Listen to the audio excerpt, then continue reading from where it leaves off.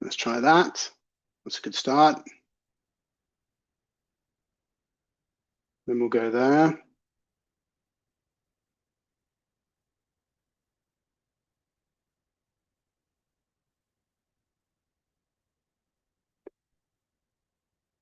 Then we'll do that.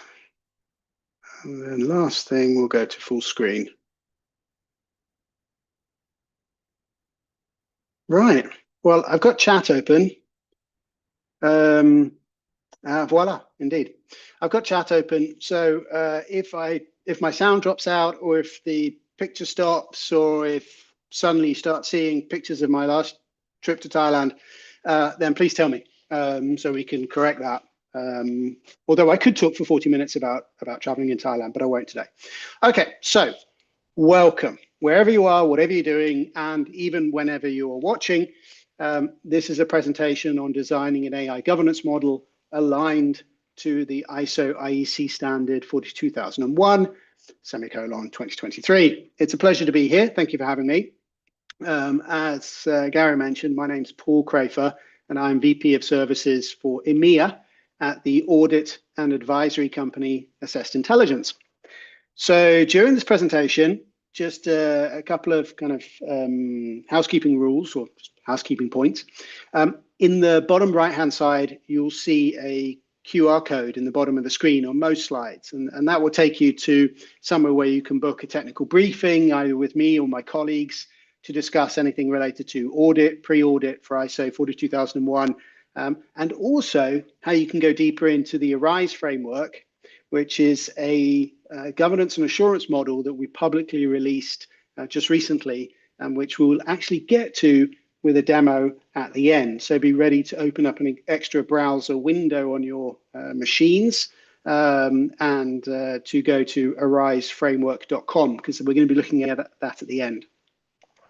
Okay, so for the purposes of this presentation, I'm assuming that pretty much everybody here has a grounding in 42001.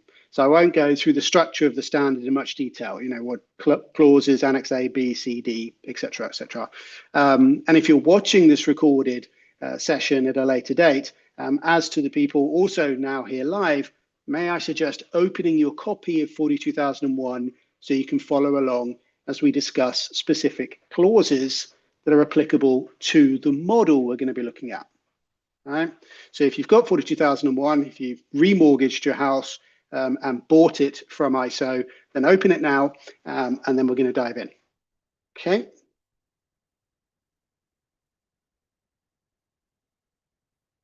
Great.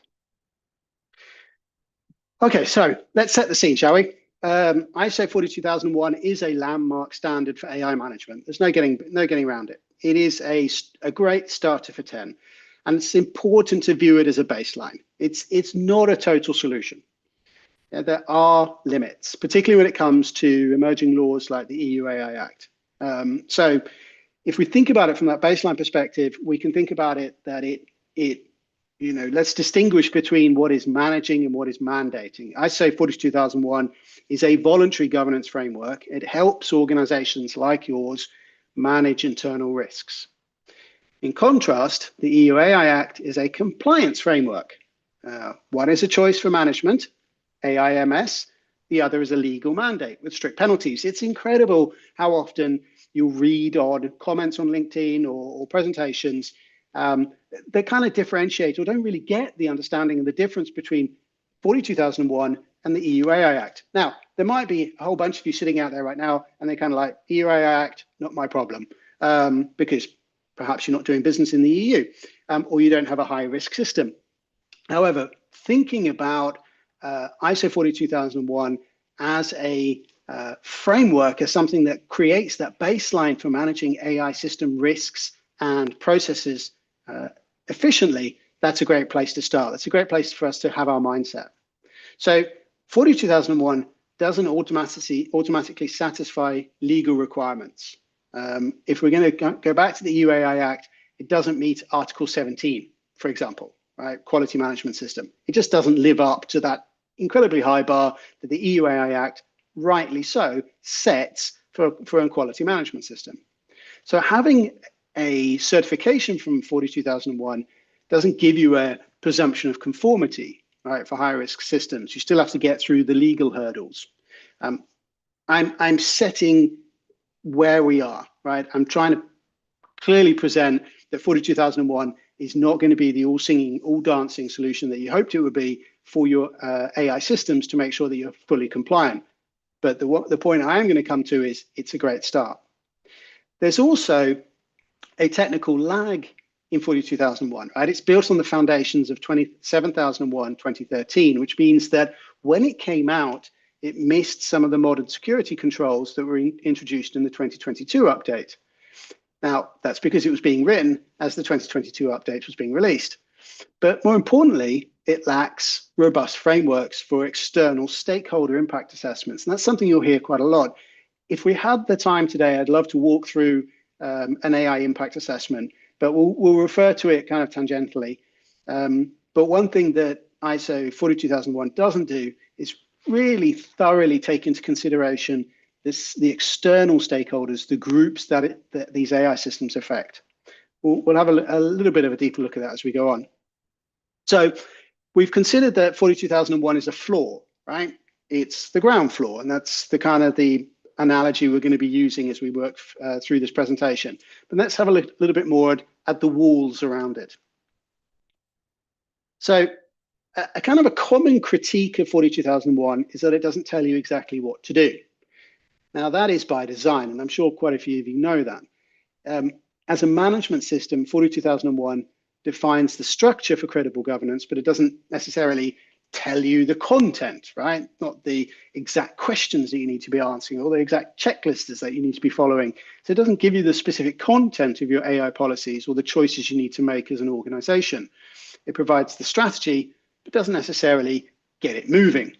So the standard is built to be tailored through clause 4.1. Now, clause 4.1, if you've got your ISO 42001 open, you probably know it by heart anyway, but go to 4.1, and this is where it says that organizations need to understand their specific context. That's why 42001 is a great standard. It can be descriptive, it doesn't need to be prescriptive. So it provides an outline rather than a rigid script. It kind of ensures that governance can be theoretically repeatable and improvable, regardless of your industry or your use case. Now, we often focus on Europe. I've mentioned it a few times, but the utility of 42001 is actually really applicable over many borders. I mean, for example, in the United States, the Colorado AI Act specifically identifies 42001 as a baseline for risk management. So I would say that this demonstrates that the standard is becoming a common language for regulators worldwide. Again, reinforcing the fact it's a great baseline. Right? Okay, moving onwards. Now, the ultimate value here is that 42001 is governance at scale.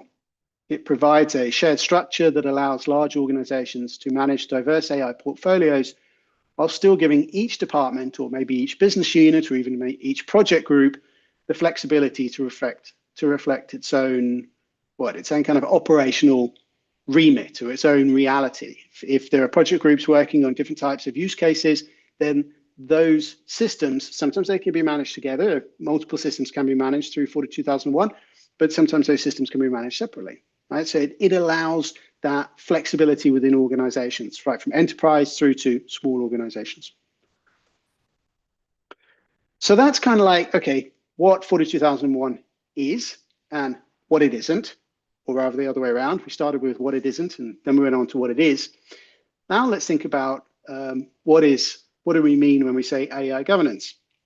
And in order to kind of govern anything effectively, right, you need to know exactly, or you need to agree on what it is we're going to be doing together. So I've taken two definitions. I picked two. They're two that I know pretty well. And I thought that might just help us bridge the gap, at least a kind of a thinking exercise between kind of what people see as technical management and what a lot of other people talk about as ethical oversight when it comes to AI governance. So Russell Parrott defines AI governance as a system of principles and accountability mechanisms that control the entire life cycle, from design to decommissioning, right? From design through operation to decommissioning. When he talks about AI governance, the goal there is alignment, ensuring AI operates safely and lawfully according to human values and stakeholder rights. Now, I'd like to point out, Russell Parrott named his publication Standardized Definition of AI Governance. As far as I know, and I have read the whole thing, nobody's actually gone along and put a stamp on it and said, right, this is the one we're all going to use, right? It's not the standardized definition of AI governance, yet it is a very interesting paper and a very worthwhile read. He calls it the standardized definition of AI governance. So I just want to make that point. On the right-hand side, For Humanity has an oversight focus. Now, For Humanity is a non-profit organization. I'm a fellow at For Humanity. It is over 3,000 people from over 100 countries, practitioners, experts, researchers that work on drafting audit criteria for certification schemes for GDPR, EU AI Act, multiple different jurisdictional certification schemes, like for child online safety. You can look at data protection schemes right across 4 different continents. But For Humanity's kind of focus here when it thinks about AI governance is that it emphasizes that it's a top-down system of accountability and oversight. Now, their definition highlights this operationalized control, which means governance isn't just a document, or it's not just something that is done, out of sight of the leadership group. It is definitely something that needs to be driven from the top. It's an active enforcement, if you will, of kind of laws, of ethical standards, and risk protocols. So if we think about kind of where we end up, you can see a kind of a bridge here, a kind of a shared understanding, whether you're thinking it from Russell's side or from For Humanity's side, or whatever other side you like from an AI governance perspective. What we often see is that there is an agreement on some core pillars, things like accountability, oversight, human-centric alignment. Now, I've got chat open. I'd be interested if we take the one on the left by Russell Parrott as RP and the one on the right as For Humanity as FH, feel free just to drop into chat which one you prefer. Or if you actually prefer a completely different one, feel free to reference that too. I'd be very interested to see what people like. I'm going to move on, but feel free to do that as we go through. Okay, so we've talked about what 42001 isn't. We've looked at what 42001 is, and then we went into a kind of a thought experiment, or a kind of a bit of an analysis as to what AI governance really means. What do we mean when we talk about it? So now let's take us into a bit of the kind of a structure of 42001. And you probably know this, but I'll just repeat it quickly. 42001 runs what's called the Deming model: plan, do, check, act, right? And it's built into each ISO management system. It's a roadmap to plan out, to check, and to improve over time. And it lets you kind of figure out what you already have, what you don't have, and then try and get everything in place to achieve your intended outcomes, which often includes, regulatory mandates.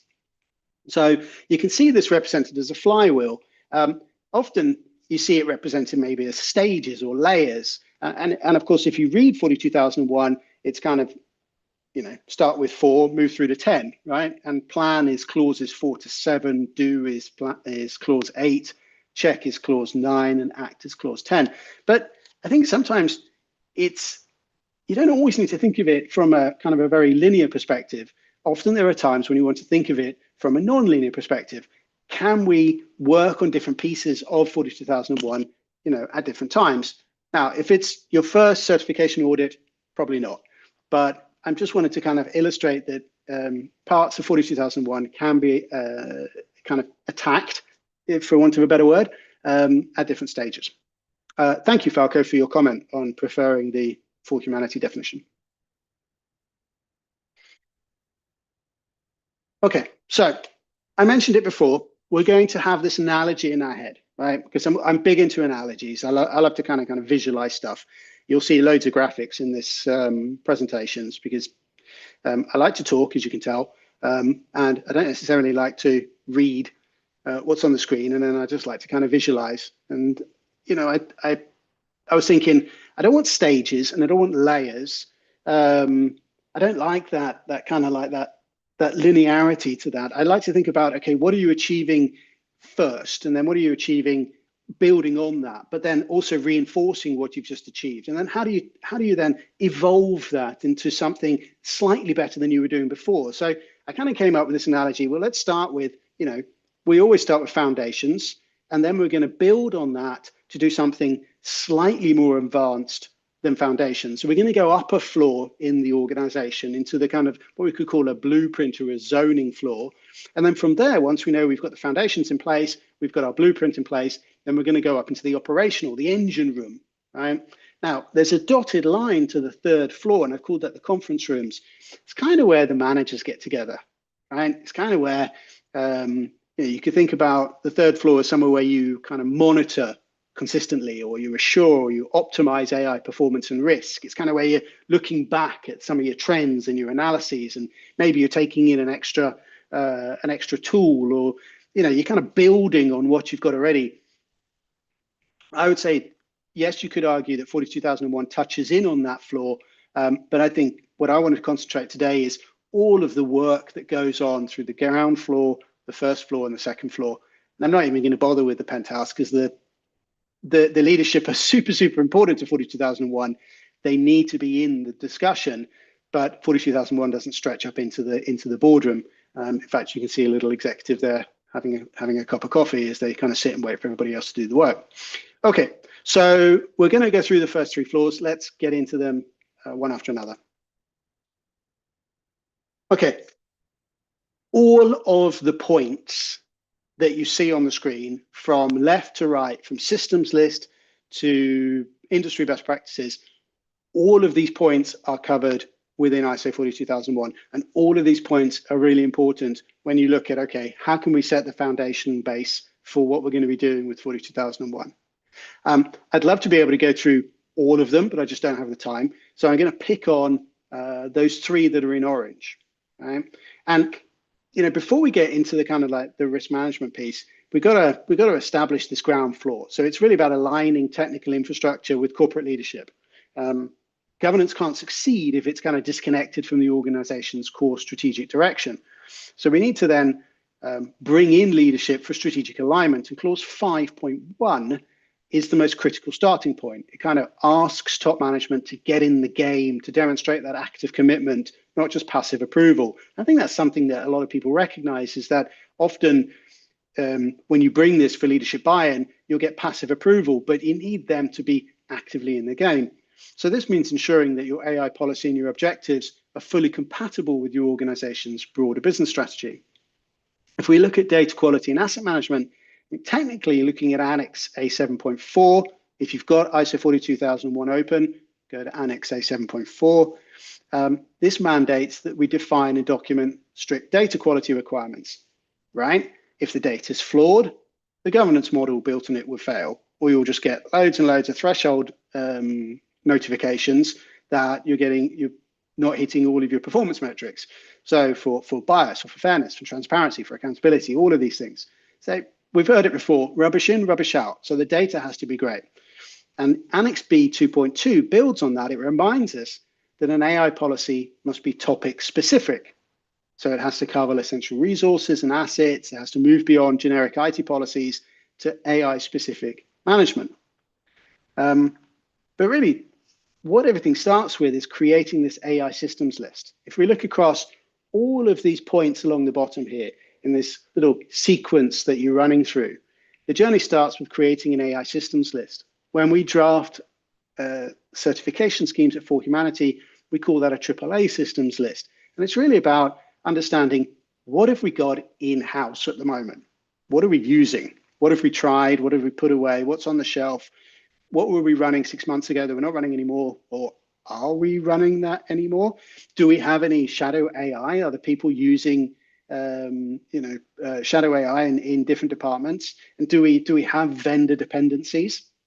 So an AI systems list, a kind of an inventory, brings it all together and gives you that oversight, that kind of knowledge that you need.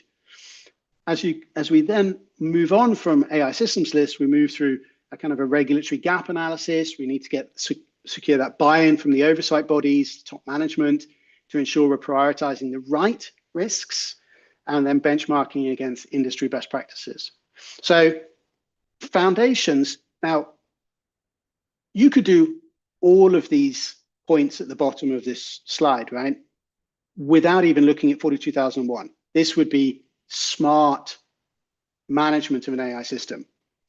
But the point is that if you've got an AI governance operating model, if you've got an AI governance model and you introduce or align 42001 with it, it's going to reinforce all of the sensible things you know you should be doing. And it's going to give you some of those clauses, some of those annexes. It's going to say, okay, when you're looking at which laws do you have to comply with, which jurisdictions do you operate in, go and do a regulatory gap analysis. So it doesn't tell you, again, it doesn't tell you the how, but it tells you the what. Okay, so we've hit the elevator, we've gone up a floor. Okay, so we're into the first floor, which is loosely called blueprint and zoning. And we're moving from theory. We're going up into, specific areas that kind of turn intent into action, things like risk assessment, treatment, monitoring. So clause 6.12 and 6.13 require organizations to define a process for identifying and analyzing those AI risks. And then 9.1 mandates a system for monitoring and measuring the results, what you've then identified and analyzed and evaluated as needing to be kept an eye on. So if we think about the measurement gap, which often happens, because a major hurdle in AI governance is measuring performance rather than just activity.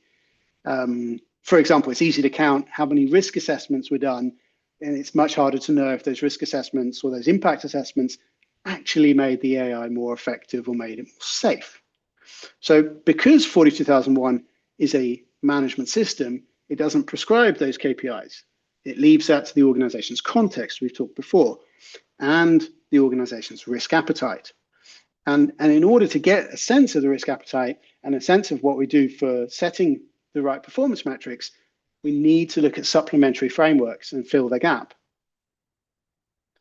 To get the right metrics for measuring risk, there are certain different frameworks you can use. And you can certainly tap into ISO IEC 23894 for risk management of AI systems. And that moves us towards answering if risk is being managed, not just being recorded. So 23894 helps you to track risk trends over time and then understand your residual risk stability. There's also ISO 42005, which is about conducting AI impact assessments. So that focus on impact assessments, that kind of ensures that you're measuring real world outcomes, things like impact severity, likelihood on stakeholders, and the evidence that harms remain within accepted bounds, perhaps using a harms taxonomy, of which there are quite a few out there. So this is an important place where people kind of need to realize that 42001 is telling us that we need to standardize our risk management process. We need to understand what kind of risk management process we've got in place already. Is it a ISO 31000 kind of base risk management process where you kind of identify, analyze, evaluate, treat, and then understand and monitor and measure, and then do that in a feedback loop so that anytime emerging risk comes out, you're just putting it back into the identify piece? Or do we need to approach it from a different direction? But ultimately, having the right metrics and thresholds in place is where governance moves beyond theory and into practical application.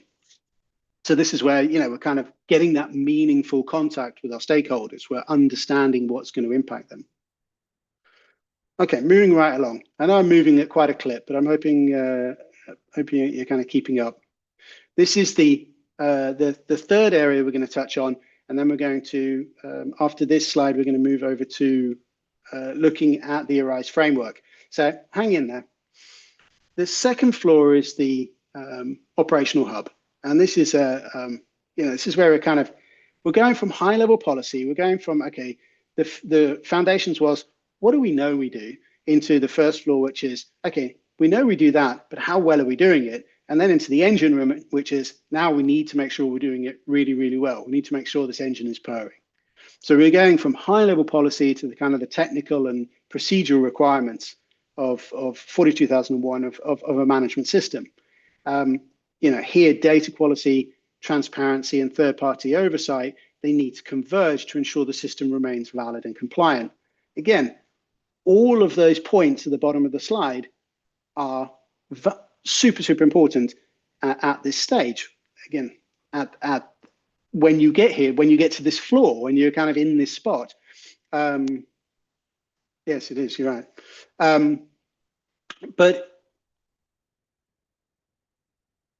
Sorry. Yes, you're absolutely right. So, but if only I could go through all of them, but I'm going to go through these four because I picked these four because I think when I turn up to an ISO 42001 presentation, some of the things I always want to hear about is, how do we track bias? How do we ensure fairness? And one of the big things that's come up more and more often nowadays is this vendor management and third-party risk management as well. So, we're looking at Annex A 7.4. Organizations are doing more than just collecting data. They have to define and document specific quality requirements. So from a validity point of view, B 7.4, which is the implementation guidance, that says that poor data quality directly compromises the validity of system outputs. Again, if the input is flawed, the business logic follows suit. From a bias and fairness perspective, we have to consider the impact of bias. This isn't just an ethical checkbox, it's where we have to have a performance requirement. So adjustments must be made until fairness levels are objectively acceptable to the organization's risk appetite, which was set on the previous floor. If we look at transparency and reporting, so in the implementation guidance in Annex B 10.2, I picked on this because I think it just really sums it up so clearly. It focuses on the end user. Governance fails if the user cannot interpret the output. So we're required to provide documentation that explains system operation clearly, ensuring that there's a kind of some form of human in the loop, be it a human in the loop, human on the loop, post hoc human review, anyway, some form of human in the loop oversight, and making sure that that's actually possible and not just a theoretical concept. And now lastly, that supplier challenge into that vendor management and third-party risk management. Annex A 10.3 is currently a high area of non-conformity. Some of my colleagues have seen it during audits. It's something that comes up in a lot of blogs, something that comes up in a lot of discussions. Many organizations, especially those that integrate large language models from third parties into their offerings, they fall foul of A 10.3. Now, the common mistake is people just take model cards at face value, right? You attach a vendor's PDF to your documentation as a provider, but that doesn't satisfy the requirement for ensuring alignment. So some of the kind of key insights on vendor risk that I just want to highlight here and that kind of tie into ISO 42001 is you've got to have accountability, but you can't do it without control, right? So most AI exposure is not homegrown. It's kind of embedded in the SaaS tools and platforms. So when a vendor supplied AI causes harm, regulators are not going to stop at the contract boundary. If you rely on the output, your organization inherits the responsibility for the impact. You've also got the TPRM gap, the third-party risk management gap. So traditional third-party risk management is often blind to AI. You get, I've seen them, cybersecurity questionnaires that focus on kind of limitations or boundaries or blockages, right? Other questionnaires might focus on data privacy. They might focus on physical security, but they rarely ask to evaluate model lifecycle controls, or what do you know about the training data? What training data risk is there? Or how are you going to monitor model drift? So there is that TPRM gap. Now, organizations are rushing to fill it. We're doing quite a bit of work on it as an advisory organization. There's even the AI Procurement Lab, another For Humanity fellow that is doing some fantastic work in that area of procurement. So it's a fast moving and really important area. Lastly, material change. And we're still on the kind of these key thoughts that we need to have in the back of our head around vendor risk. We've got to treat AI functionality as a material change. It's a trigger for material change. If a vendor updates a system, or let's say they update a rule-based system, right, to a probabilistic AI model, your risk rating has to change accordingly.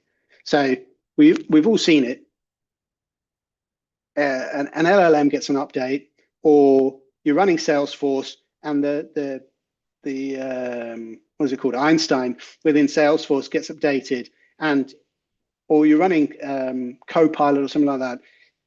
If you've got a kind of a basis, Falco, thank you for the question. We'll get to that.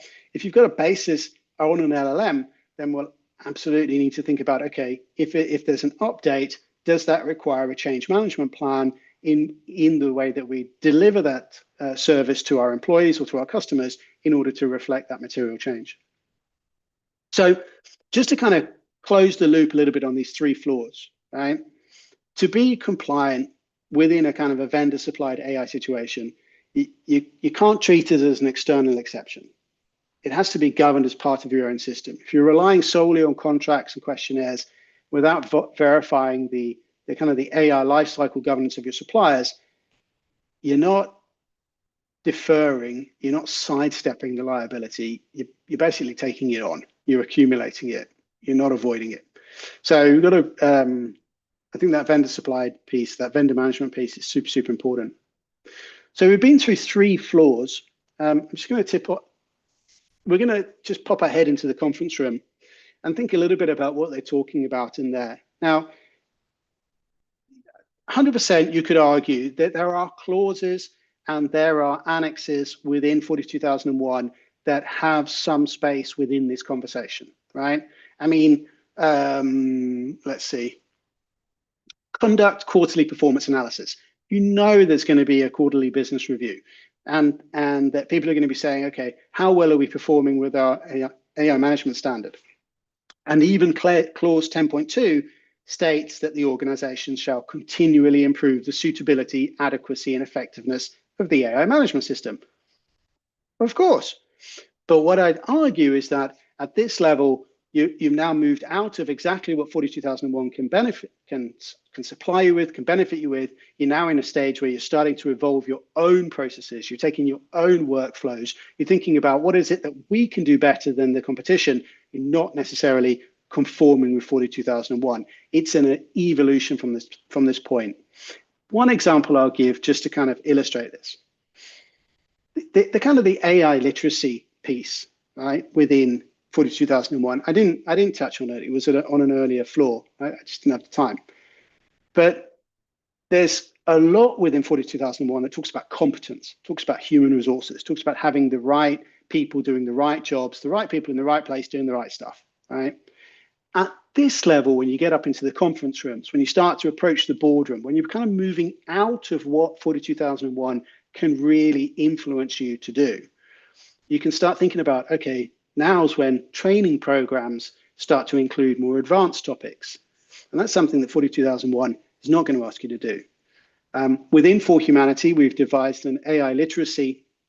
And one of the differentiators between what we see often for AI literacy courses and from a standards approach is that within For Humanity's AI literacy course and within For Humanity's audit certification schemes, top management and oversight bodies need to ensure that people that operate or make decisions around AI systems are trained in things like automation bias, nudge and deceptive pattern awareness, that they've been through an ethical choice curriculum, that they understand what ethical choices are, what ethical risks are, how to take those. So, you know, when you get up into when you get to this level and you start to think about what is it that we can do more of, what is it that we can actually evolve our business with, that's where I say the conference room and the boardroom really kind of step in. But at this point, you should have a fully functioning AI management standard. I wouldn't say there's a huge amount that 42001 contributes at this point. Okay, so we know where we're going, right? We've looked at all of these. We've looked at all of these stops that we're going to be taking the bus to. The 42001 red double-decker bus stops at policy, roles, resources, risk assessment, monitoring, and improvement. And then it gets to the end of its line, and it goes back to the start, and it starts at policy, roles, and so on and so on, right? So we know where we're going. What I want to show is how we're going to get there. Right? What is it that can really bring to life and operationalize 42001, lift it from being a strategy framework into being something that is actually a shield, something that really protects your business, something that you can then lift and use from an operational point of view. And that's why I want to introduce the Arise framework. Now we've got 5 minutes left, so I'm not gonna oversell this, I promise. It's a publicly available. It's all right, Paul. You can utilize more time if you would like. Okay. You can extend it a little bit by like 10 minutes or something, and then like move to the question and answer. Okay, not entirely sure it's up to me. I think it's probably more up to the audience how much they want to listen to more. But I'll tell you what, we'll do 5, 6, 7 minutes and see how far we get, and then we'll take stock and see if there's any more interest to kind of dig deeper.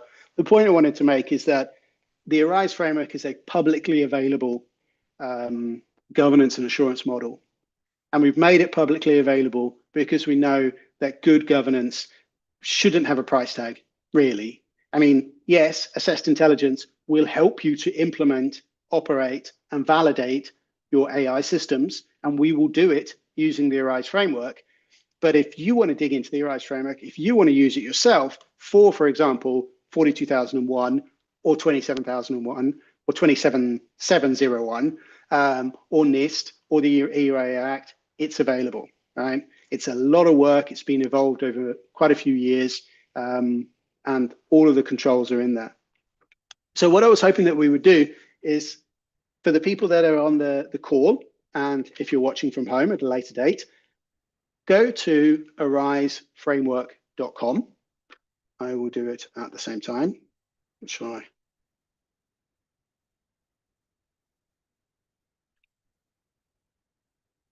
Oh, as if by magic.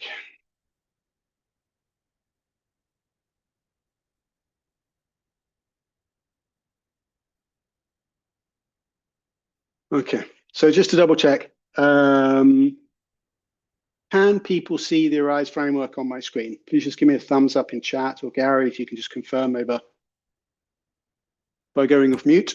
Yes, it's working well. Yeah. Thank you. Okay, so let's take a deep dive into the Arise framework. When you go there to ariseframework.com, it's going to ask you for your email. It's going to ask you for your email, and then you'll get access to this, and you can dive into it. Now, the view that I showed you a minute ago on the end of that slide deck, email failed validation when really sorry about that, Falco. Tell you what, go back to the, if you can, login page and just click about us. I think that's kind of a back door. I don't know. I hope they didn't plug it, but let's try that. If not, then just watch my screen and we can do it together until we can fix that for you. So the view I showed you at the end of that slide deck was this one. It's called the legacy framework overlap, and you can see currently we have these frameworks. I mean, the EU AI Act is about hat work. Yay! There you go. Cybersecurity professional telling you how to hack their free website. Brilliant. The EU AI Act, sure, it's not a framework, right? But still, we've put it on there because it is so important. It's because we're doing so much business in Europe. It's the kind of thing that we need to make sure that we're helping people work through. And like I said, we do the implement, operate, and validate model, which means that if people are kind of starting on their journey, then we help them to implement whatever standards or frameworks it is that they feel are important. And we do that through Arise. If people have come some way, then we work on the operate side of that. So it's kind of like, you know, doing working on pre-audit services, getting people ready for certification audit, maybe building out some of their processes and their workflows, and again using Arise. In operate, we also have a service where you can just have us on call, really, if you regulation changes and and then we can go in and help you work through Arise to make sure that you can meet those regulatory obligations. And then the validate piece is where we then hand over to our external company who do the actual audit. So we can do third-party independent audits if you want to validate. So, I mean, that's how we commercialize Arise, but at the same time, we wanted to make sure that it was available for as many people as possible. So here I can go in and I can take away the others. And then that leaves me with 42001, right? And you'll see the controls like AI standards, data privacy compliance, intellectual property management. So here you've got the govern pillar. In red, you've got respond, detect, protect, manage, and validate. So I'm going to, if you've got any requests, I'm going to go into validate, because validate, I think, is really kind of one of the things that differentiates. Let's go into internal audit. So here you can see within this control, internal audit, AI audit, this is like connecting back to clause 9. In fact, if we go in here, we'll probably hopefully see it. Here we go, ISO 42001 9.2, which is the internal audit AI audit. And you've also got criteria mappings for humanity, for SOC 2, for CMMC, if you want to do some business in the US. Yeah. You know, no offense, US. And that's just some info for me. So within the Arise framework, you can go in and you can look at these specific controls that kind of correspond to clauses within ISO 42001 or correspond to articles or requirements within the EUA Act. So if I was to come back out of here now and go into Control Explorer, and you can see the pillars here and how it's all kind of structured. And for those of you that know NIST AI RMF, you'll be seeing quite a bit of overlap here. But I think one of the big things that you don't often see in any of these frameworks is kind of validate. And just a point, the Arise framework is not designed to be just another framework on top of all the other frameworks that are out there, right? It takes all of those frameworks, put its arms around them, and then harmonizes and unifies them in one central space. The problem Arise was designed to fix was that, so let's say you're working in an org, and I know of a few where people work on security, cyber. Oh, about hack did actually not work. Sorry about that, Falco. We'll fix that for you afterwards. But just watch the screen for a minute, and if you have any requests, I can navigate in there. One of the things that you can see sometimes in orgs, and please say so if this resonates with you. You have people working on cybersecurity protocols. A lot of people working on data protection, personal data protection, data privacy protocols.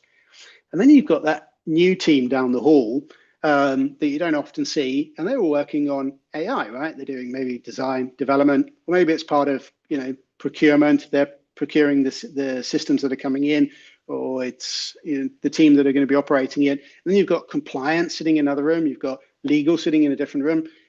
And within 42001, you have cybersecurity requirements, you have data privacy requirements, and you have AI management system requirements. So if all three kind of silos, let's say, were working on 42001, but didn't cross-reference, didn't cross-walk, didn't cross-talk with regards to, okay, so how are we actually delivering on this control or on this clause? That's the kind of problem we see a lot of. And that's just within one framework. You take that and you kind of take the amount of frameworks that your organization or standards your organization is working on. Right? How many is that? 2, 4, 6, 8, maybe 10, possibly. Take that number and then multiply it against the business units and or the departments and all the roles and all the direct reporting lines or matrices.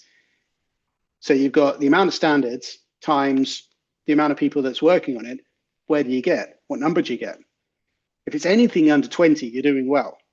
And if it's anything under 40, then it's probably roughly manageable, but probably not unless you've got some really tight leadership and you're working in a kind of a small org, maybe an SME or something. But for many organizations, you get to the point where people are working on different stages within the same standard. Then they wonder at the end of doing a pre-audit why the pre-audit company turns around and says, yeah, you're not doing too well on A10.3 or A5.3. Your impact assessments are kind of, they're a little bit dodgy. You don't really know who you should be talking to. And 10.3, you have no idea that you've got shadow AI in the building. So that's the kind of the problem that Arise was designed to tackle. And here, you can also use this view. You can go into, let's go into govern, zoom in a little bit. And then you can see them all kind of laid out in front of you, right? You've got the government policies, you've got accountability, scope and alignment. That's something we know a lot of, right? If we're talking about scope, you've got NIST, 27,001, 42,001, 8.1 to 8.3. And then EU AI Act, 9, 16, 17. So, I don't want to talk your pants off, so to speak. No offense. I could kind of carry on demoing this. I think it's a great resource to kind of explore in your own time. Feel free to go into ariseframework.com once you can get in. For those of you that can't, we'll make sure that gets fixed, and navigate through it. Next week on Tuesday at 5 p.m. Central European time, there's a webinar a live webinar from Assess Intelligence, talking about Arise and talking about its origin story. We've got a couple of guests coming in as well, so feel free to join that. We'll be going into a little bit more depth on what the pillars actually represent.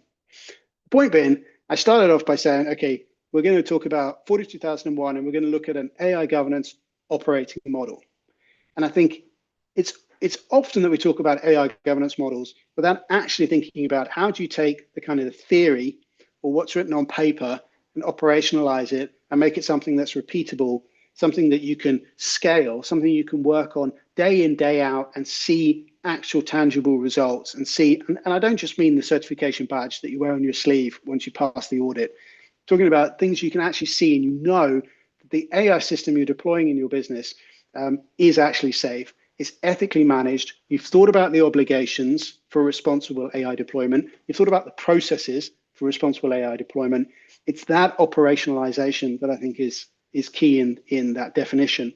And it's often within 42,001, when you're looking through the list of clauses and the list of annexes, there's lots of information there. And sometimes the intent behind what it's asking you to do can be it's just a little bit vague. And I think that's kind of where, I've said it a couple of times. 42,001 was designed to be context dependent. It was designed to be flexible to context. It was designed to be the same for a multinational can use it in the same way that a mom and pop's organization can use it. But still, sometimes you want to kind of pull all these things together and you want to take it from the ground floor. What are we doing already, to the first floor? What should we be doing? And actually, how can we improve it? To then the engine room. Okay, let's make this happen. Okay, that's me. I hope this has been valuable and interesting. Happy to take questions. There were a couple in the chat, so I'm going to stop sharing screen. Gary, if you want to jump in. Sure. Thank you so much, Paul, for that wonderful session. And the chat box is now officially open for the Q&A. So if you would like to connect with Paul directly, this could be your time to ask him questions directly. And yes, we'll look forward to the questions. I guess there was one question already. How do you evaluate NIST AI risk management framework in relation to ISO 42001 and EU AI Act and AI ethics in general? Okay, good question. And at the risk of sounding like a stochastic parrot, I'm going to say that the Arise framework is going to just be perfect for you to answer that question yourself. But I'll answer it. So if we're talking about evaluating NIST, are we saying, okay, do we think it's better or worse, right? Or valuable or non so valuable? NIST AI RMF is not, I would say, as well known as 42001 in the terms that, okay, it's a voluntary standard, it's not a certification, it's not something you can wear on your sleeve, it's not auditable, right? NIST provides information that helps reach best practices. They look at industry best practices, and then they talk about, okay, yeah, that's what you should be doing. 42001 really kind of gets you to that point, which is, okay, if you do X, then you will get Y. You will pass the audit. You can then say, I've got a certified AI management system. So I'd say from evaluating at that perspective, what I really like about NIST is that if you look at kind of how they go into the detail in measure. So what have you got? You've got map, measure, govern, one more. If you go into measure within NIST, the amount of detail that they go into how you should be measuring the input and the output of your AI system, I think that actually exceeds 42001, and probably, you know, rightly so, because 42001 again is not that prescriptive. With regards to the EU AI Act, look, the only way to conform with the EU AI Act is to get yourself, if you've got a high risk system, and you know you've got a high risk system, because even that's, you know, that's a process of analysis, to get yourself EU AI Act ready, whether we're talking conformity assessment, whether we're talking just knowing that you hit that high bar, get yourself some decent advisors. Be it Assessed Intelligence, sure, or AI partners in the Netherlands, or don't go for the big four. Big four are great. They've got lots of money and they've got lots of skill and lots of experience, but you know, they just keep dropping the ball. So go to the specialists and talk to them about being EU AI Act ready. And then with regards to AI ethics in general, sure. I mean, here's a slightly controversial point. AI ethics is it's an academic term, right? It's a theoretical term. AIs don't have ethics. It's your ethics and what you value as important or ethical, how you take ethical decisions connected to what your AI systems do, right? And within For Humanity, one of the most robust governance and oversight criteria or section within any For Humanity certification scheme, and you can go to forhumanity.center right now and find it, is the ethical oversight, the ethics committee. And the ethics committee has to be a super robust oversight board of people that know exactly what it means to talk about ethics within AI systems, and not just ethics within AI systems, but ethics that relate to your company's or your organization's shared moral framework. And that shared moral framework starts at the top of the organization. You don't go out and ask everybody in the organization, what do you think is important for our ethics? Ethics and a shared morals framework is set at the top of the organization. It's a culture, so that people who don't even work with AI management systems, who don't even work with, you know, designing, developing, operating the AI systems in your business, if they notice, let's say they sit in customer service and somebody calls in and says, you know, for some reason they had a really adverse effect or adverse impact of using your company's chatbot, that culture goes through the organization. So they say, okay, that's not the kind of ethics that we want in an organization. That's not the kind of impact we want for our customers. We need to do something about that. So I would say that, you know, from an AI ethics perspective, that starts from within, and then you translate that into your AI system. You say to yourselves, okay, what do we stand for? From what do we allow from an AI system, and what don't we allow from an AI system? And I'm hoping that we'd all pretty much think similar things in that. What other questions do we have? Somebody asked about training.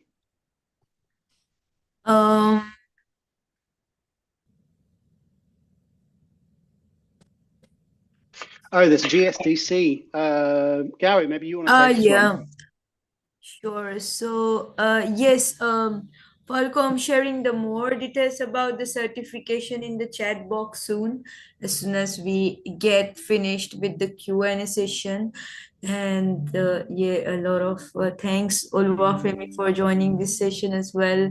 Paul, he's already enjoying your session, and he was also the speaker the other day. And I'm Thank you. It's taking kind of you. one from the live as well. It says, in your experience, how do you gain leadership and business stakeholder buy-in for AI governance without slowing down the innovation? There's some really corny answers to that, and you just got to work out what works for you. So some of the hot topics right now is things like liability, right? Insurance. The fact that at the end of 2026, I think the liability law comes in, which says that if your AI system has an adverse effect on somebody, it's not your organization, it's not your insurance company that necessarily has to foot the bill. It's you that has to foot the bill, right? You can be sued directly as an organization if your AI system adversely impacts somebody.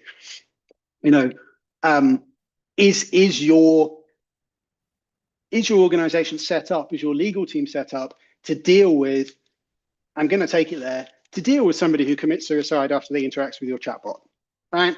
Are you set up to handle that? Because I guarantee a lot of companies would turn around and say, I don't think so, right? Are you set up to handle somebody who's doing vibe coding in one of your departments, who then launches it online, puts a bunch of proprietary information in it, and the company gets hacked, right? Or the company gets breached? A lot of companies aren't. A lot of companies don't even know that there's vibe coding going on. So you can always play that card, right? You can take the risk card. You can take the "it will land on your desk one day, sir" card. On the flip side, it then also comes back to, okay, what is the shared moral framework of your organization? For example, B Labs, right? B Labs, which are designed to be social enterprises, and they actually go through a certification to prove that they are a very valid social enterprise. The new B Lab certification standards actually includes some